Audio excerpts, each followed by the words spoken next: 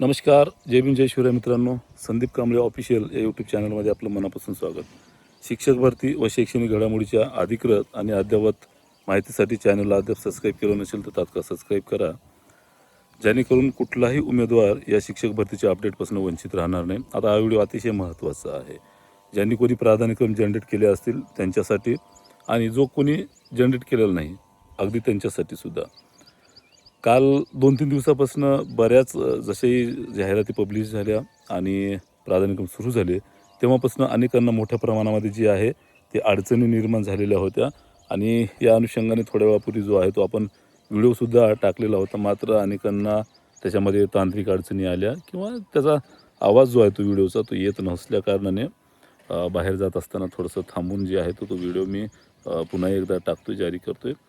हा व्हिडिओ का महत्त्वाचा आहे तर तुम्ही सगळ्यांनी जे काही प्राधान्यक्रम जनरेट केलेत, भलेही तांत्रिक अडचणी आहेत, मात्र ज्यांनी कोणी त्याच्यामध्ये जनरेट केलेले असतील त्या तुमच्या सगळ्यांसाठी माहिती देतो आहे की तुम्ही तुमचे प्राधान्यक्रम डिलीट मारा, पुन्हा नव्यानं जे आहे ते प्राधान्यक्रम जनरेट करा, कारण तुमचे प्राधान्यक्रम वाढणार आहेत. तुम्हाला सगळ्याला कल्पना असेल, काल कोल्हापूरमधली प्राधान्यक्रम वाढले, बऱ्याच लोकांनी उड्या मारण्याचा प्रयत्न केले, पण मुळामध्ये जाहिरातीचा अभ्यास केल्याच्यानंतर माझ्या लक्षात आलं की 3 जिल्हा परिषदेच्या जाहिरात चुकलेल्या आहेत. तात्काळ प्रशासनाच्या लक्षात आणून दिल्या या जाहिराती आणि शिक्षण आयुक्त स्तरावरील वरिष्ठ अधिकारी महोदयांनी तात्काळ या जाहिरातीची किंवा या चुकीच्या जी काही घटना आहेत या तात्काळ लक्षात घेऊन या जाहिरातीवर जे आहे ते तात्काळ व्हीसी घेतली, बैठक घेतली आणि त्या बैठकीमध्ये त्यांच्या जाहिराती जे आहे ते काढून घ्यायला सांगितल्या.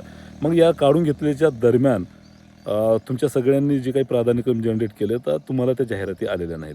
म्हणून आता पुन्हा नव्याने या जाहिराती जी आहेत ती सूचना जी आहेत अतिशय महत्त्वाची सूचना आहे. हा व्हिडिओ जास्तीत जास्त लोकांना शेअर करा, जेणेकरून रत्नागिरी, कोल्हापूर आणि सांगली इथली उमेदवार जी आहेत ते आपापल्या जिल्ह्यामध्ये त्या ठिकाणी लागू शकतील, कारण मोठ्या प्रमाणात तिथल्या जागा जी आहेत ते सुधारित जाहिराती जी आहेत ते अपलोड करण्यात आलेल्या आहेत. आणि ही आज 7 ऑगस्ट आणि रात्री 11 म्हणजे सायंकाळी काल 11 वाजेपर्यंत ह्या अपलोड झालेल्या नव्हत्या. तिथपर्यंत ज्यांनी अपलोड केलेले आहेत किंवा ज्यांनी जनरेट केलेले आहेत प्राधान्यक्रम त्यांनी सगळ्यांनी डिलीट मारायचे आहेत. त्याच्यानंतर सगळ्यांना सकाळी जनरेट होत आहेत. मात्र याच्यामध्ये या ज्या जाहिराती आहेत, कोल्हापूरची 1 ते 8ची जाहिराती, जिल्हा परिषदची सांगली 6 ते 8ची जाहिरात, रत्नागिरी 6 ते 8 या जाहिराती ज्या आहेत त्या नव्याने सुधारित जाहिराती त्या ठिकाणी आलेल्या आहेत.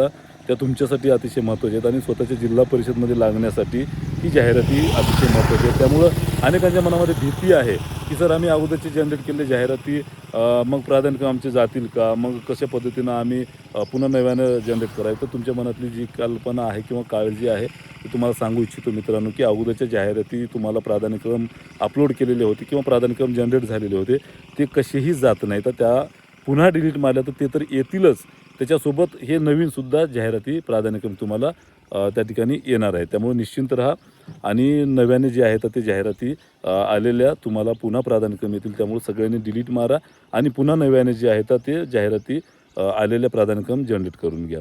सोबतच अजून एक उच्च न्यायालयाची जी एक रिट पिटिशन्स आहे त्या अनुसरून एक खाजगी आस्थापना आहे जिथल्या जाहिराती देताना न्यायप्रविष्ट आहेत. तिथल्या जाहिराती देताना तुम्ही सगळ्यांनी सिव्हिल अपील एक आहे 78/2026 मधली, त्याचे काही आदेश आहेत. त्या आदेशान्वये जे आहे तिरुपती शिक्षण प्रसारक मंडळ जालना इथल्या जाहिराती लॉक करत असताना निर्णय जी काय आहे ते या सिव्हिल अपीलच्या निर्णयाच्या अधीन राहून इथल्या जाहिराती अपलोड केल्या आहेत. त्यामुळं शक्यतो इथल्या प्राधान्यक्रम देत असताना तुम्हाला जर जाहिरात आली असेल, तुम्हाला प्राधान्यक्रम आला असेल तर इथलं देत असताना ते देऊ नका, कारण तुम्हाला केवळ 50 प्राधान्यक्रम लॉक करायचे, त्याच्यापैकी 3च प्राधान्यक्रम तुम्हाला रिकमेंडेड होणार आहेत आणि त्या 3पैकी जर ही एखादी असली जाहिरात तर न्यायप्रविष्ट असल्या कारणाने इथली एक संधी तुमची जाऊ शकते. त्यामुळं शक्यतो असे प्राधान्यक्रम देताना न्यायप्रविष्ट असल्या कारणाने शक्यतो विचार करा, न देण्याचा जास्तीत जास्त विचार करावा.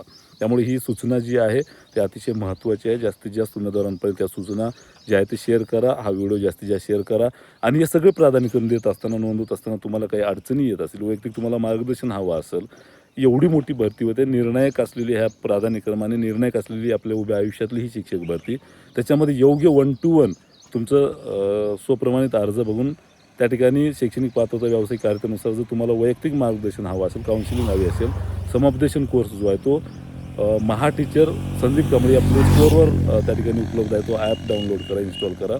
त्याच्यामध्ये जाऊन बॅच परचेस करा काउन्सिलिंगची. आणि ज्याला कोणाला ही ॲप डाउनलोड करून किंवा लिंक हवी असेल तर या व्हिडिओच्या पहिल्या कमेंटमध्ये पहिली कमेंट जी आहे ते पिन केलेली असेल, तिथे लिंक असेल, तिथे जाऊन तुम्ही डाउनलोड करू शकता. आणि याच्यापेक्षा वेगळे काही समस्या असतील तर नक्की कमेंट्स करून सांगा. तुम्हाला प्रत्येक समस्यावर जे आहे ते उत्तर देण्याचा मी प्रयत्न करतो. हा व्हिडिओ जास्तीत जास्त शेअर करा, जेणेकरून तुमच्या प्राधान्यक्रम वाढतील आणि सगळ्यांना फायदा होईल.